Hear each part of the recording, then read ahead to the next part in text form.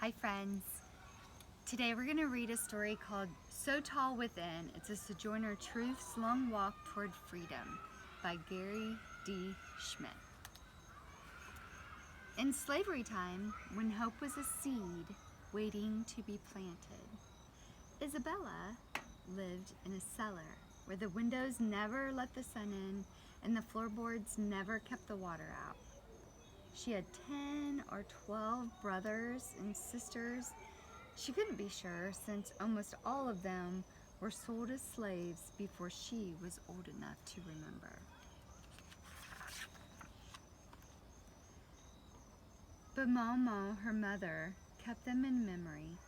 Sometimes at night she held Isabella and pointed to the skies over New York State. "Those are the same stars, and that is the same moon. They'll look down upon your brothers and sisters," she whispered. And Isabella looked at those same stars, that same moon, and dreamed. When Isabella was about 9, she was sold for $100, along with a flock of sheep. Momo Bet held her one last time. They would always remember to look at those same stars and that same moon, and even though they would be ever so far away from each other, every night after that, Isabella kept her eyes wide open. In slavery time, when happiness was a dream never coming true, Isabella was put to work. Now the war begun, she thought. First she worked for Mr. Neely, who figured she didn't need shoes in wintertime. And 2 years later she worked for Mr. Shuver, who had her carry fish and hoe corn and dig roots and tend herbs and tote gallons of dark molasses. A year and a half after that, she worked for Mr. Dumont, who bragged that Isabella could do a good family's washing in the night and be ready in the morning to go out into the field. And she did, night after night, day after day, night after night, day after day, night after night, day after day. But sometimes she looked up at those stars and that moon, and she asked God if he thought it was right. In slavery time, when respect fell as often as snow in July, Mr. Dumont ordered Isabella to marry a slave named Thomas. She had 5 children: James, who died in infancy, Diana, Peter, Elizabeth, and Sophia. At night, under the light of those stars and that moon, she wondered if her children and her children's children would always be slaves too. In slavery time, when promises were thin as old smoke, Mr. Dumont swore that if she would do well, he would free Isabella and give her a log cabin to live in by the next summer, a year before all the slaves in New York State had to be freed by law. But the summer came and the summer passed. "Oh," thought Isabella, "I have felt as if I could not live." And so that fall, after the work of the harvest was done, she held baby Sophia close and seized freedom with her own hands. Along the road, she came to the house of Isaac and Maria Van Wagner. They welcomed her inside, and they promised that they would never abandon her. They were there when Mr. Dumont found Isabella. "You've run away from me," said Mr. Dumont. "No," said Isabella. "I walked away by daylight."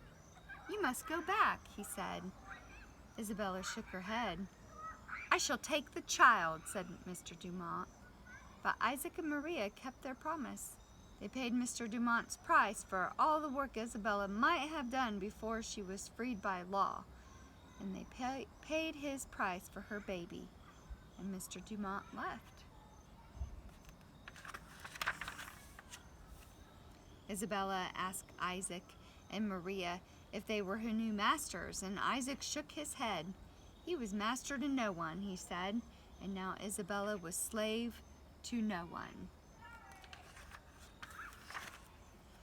But in slavery time, broken promises were like leaves on a tree.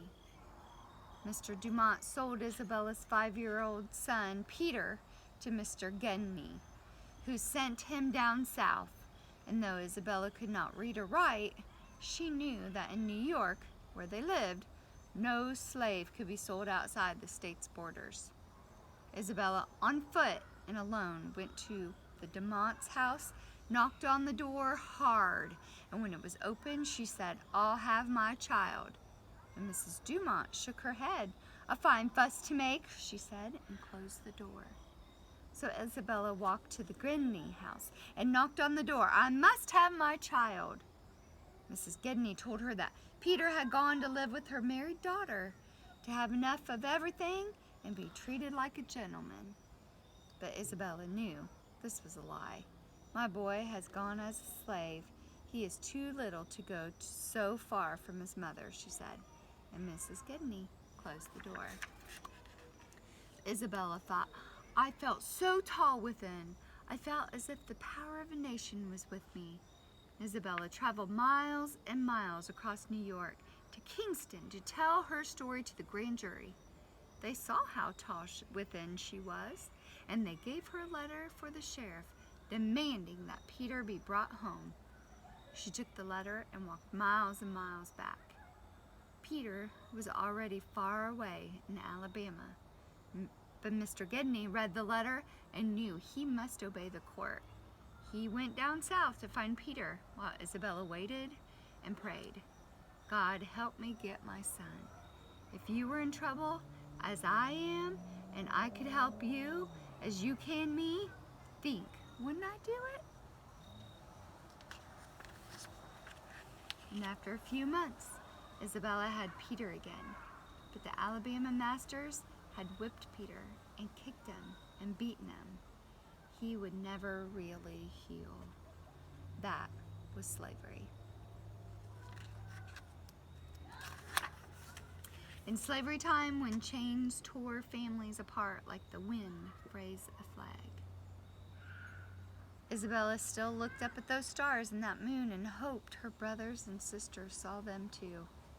They did. A year after Peter was freed, he and Isabella moved to New York City, where she met a woman named Nancy at Zion's church. And when they held hands, Isabella said the bony hardness was so just like mine.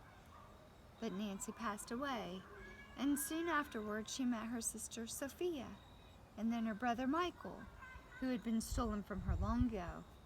And they told her that they had another sister in the city, but she had just died. Her name had been Nancy. Then Isabella understood that one of the first people she had met in New York City was her own sister. She had not known it. What is this slavery? Wondered Isabella, that it can do such dreadful things. Perhaps that was the moment that Isabella knew she had a journey to make under those stars and that moon. It would be a journey, a sojourn, to tell the truth about slavery, and maybe then, slavery would end forever. More than 15 years after she walked away from the Dumonts, Isabella changed her name to Sojourner Truth, and she began to walk again. In slavery time, when words seem weaker than whips, Sojourner Truth left New York City with a bundle of clothing on one arm and a basket of food on the other. She began to speak out against slavery to whoever would listen. Not everyone wanted to hear, but she had the lever of truth. So she spoke. In Massachusetts, she said, "What a beautiful world this would be when we should see everything right side up." In Ohio, she said that she had seen some of her children sold off into slavery, and when I cried out with a mother's grief, none but Jesus heard. In Indiana, she said, "The truth is powerful and will prevail." In slavery time, when tiredness stood at the doorway, Sojourner Truth walked all the way to Washington, D.C. There she met Abraham Lincoln, and she told him he was the best president who had ever taken the seat. And in Michigan, she collected food and clothing for the black regiments of free men and former slaves fighting in the Civil War to end slavery. In Virginia, she worked with the Freedmen's Bureau to teach liberated slaves how to live in freedom. And when some people wanted to stop her, she warned that if they tried, she would rock the United States like a cradle. And in Washington, D.C., when a streetcar conductor would not pull up for her, she cried, "I want to ride," so loudly that the carriage traffic around them stopped, and she got on. The conductor threatened to throw her off, but she told him that she knew the laws as well as he did, and she stayed on and rode longer than she had planned to make the most of it. For years and years, Sojourner Truth walked and told her story and fought for freedom. And when slavery time finally ended, she felt so tall within. In freedom time, when hope kindled a fire in the dark and happiness winked over the horizon, Sojourner Truth told an audience in Massachusetts, "Children, I have come here like the rest of you to hear what I have to say." And what she had to say was plenty. She spoke of a woman's right to vote, and she spoke about making prisons more humane, and she asked the government to offer land to former slaves. She spoke against capital punishment. For almost 15 more years, she walked thousands of miles to Philadelphia and to Brooklyn and to Washington, D.C., and to Kansas and Ohio and Missouri and Wisconsin and Illinois and all over Michigan. And everywhere she went, she spoke of freedom. In freedom time, when respect wanted to show its face and broken promises tried to mend, Sojourner Truth walked to Battle Creek, Michigan, where she lived with her free daughters and free grandchildren, and Sojourner Truth was weary and ready to lay down her lever. In freedom time, when chains broke and words got up to sing, and tiredness, oh tiredness, danced a hallelujah, Sojourner Truth asked herself, what is anybody in the world for? And then she looked up at those same stars, that same moon, and she saw them shining over everyone. Over everyone. And she knew what she had been in the world for. I had a work to do, she thought. My lost time that I lost being a slave was made up. And that